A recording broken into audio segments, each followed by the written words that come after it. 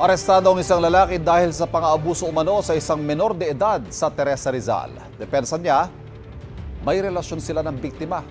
Arestado rin ang isang lalaki sa Pililla dahil sa pangmomolestya umano sa kanyang menor de edad na kapitbahay. Wala siyang pahayag. May unang balita si EJ Gomez. Officer dito sa Pililla, meron kang warrant of arrest sa kasong acts of lasciviousness. Ikaw ay may karapatang manahimik lahat ng iyong sasabihin. Sa bisa ng arrest warrant, nasa kote ng Pililla Police ang 22 anyos na lalaki sa barangay Kisaw nitong Martes. Ang akusado kabilang sa most wanted persons list ng lalawigan ng Rizal. Ayon sa pulisya, minolestya umano ng akusado ang 14 anyos na dalagita na kanyang kapitbahay noong Mayo na karaang taon.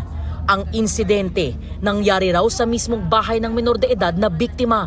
Itong akusado ay sa pilitan niyang pinasok yung kwarto ng ating biktima. Natakot at nagsumbong agad itong biktima sa kanyang nanay. That led to the filing of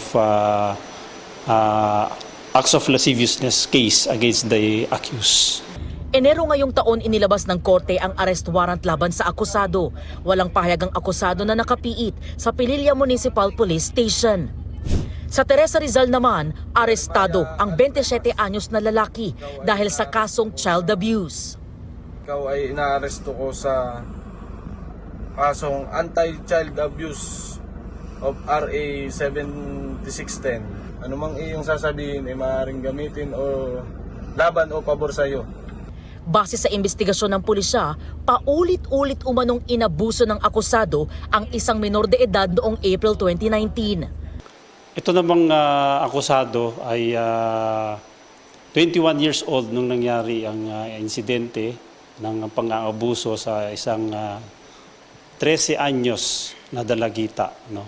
4 na beses na nangyari. Yung una is nag-inuman at pinagamit pa siya ng marijuana nitong akusado, itong biktima.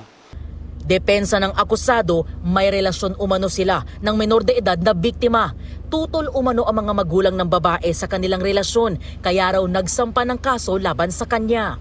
Nagkarelasyon kami siguro po mga 2 hanggang 3 buwan. No? Parehas naman po namin may gusto. Hindi ko naman po tinakot, hindi ko naman po sinaktan. Itinanggi niya ang tungkol sa marijuana. Wala po, ma'am. Yung pong marijuana sinasabi niyo, ma'am. Nakakulong ang akusado sa custodial facility ng Teresa Municipal Police Station.